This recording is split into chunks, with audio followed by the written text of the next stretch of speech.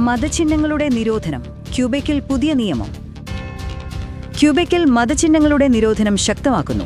സ്കൂളുകളിൽ വിദ്യാർത്ഥികളുമായി ഇടപഴകുന്ന എല്ലാവർക്കും മതചിഹ്നങ്ങൾ ധരിക്കുന്നത് വിലക്കുന്ന പുതിയ നിയമം ക്യൂബെക് സർക്കാർ പാസാക്കി.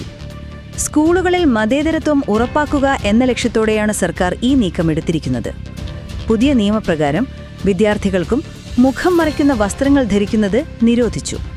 2019 പാസാക്കിയ മതേതരത്വ നിയമത്തിന്റെ വ്യാപ്തി ഇപ്പോൾ കൂടുതൽ വിപുലീകരിച്ചിരിക്കുകയാണ്.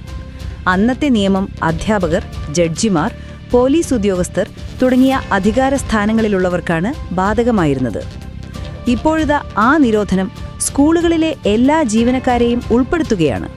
സൈക്കോളജിസ്റ്റുകൾ, ജാനിറ്റർമാർ, കഫറ്റീരിയ ജീവനക്കാർ, ലൈബ്രറി വോളണ്ടിയർമാർ തുടങ്ങിയവരെല്ലാം ഇതിൽപ്പെടും. വിദ്യാർത്ഥികളുമായി ഇടപഴകുന്ന സ്വമേധയാ സേവന പ്രവർത്തകരും ഇനി മതചിഹ്നങ്ങൾ ധരിക്കാൻ പാടില്ല.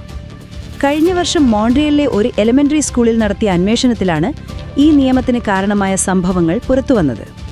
വടക്കൻ ആഫ്രിക്കൻ വംശജനായ അധ്യാപകർ സ്കൂളിൽ സ്വേച്ഛാധിപത്യ രീതിയിൽ പ്രവർത്തിച്ചതായി കണ്ടെത്തിയിരുന്നു.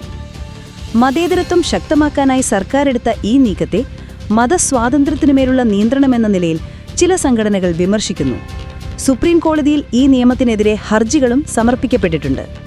ക്യൂബെക് സർക്കാർ അടുത്ത ഘട്ടത്തിൽ ഈ മതചിഹ്ന നിരോധനം ഡേ കെയർ തൊഴിലാളികൾക്കും ബാധകമാക്കുമെന്ന് പ്രഖ്യാപിച്ചിട്ടുണ്ട്. Report Canada bureau, C Malayalam TV.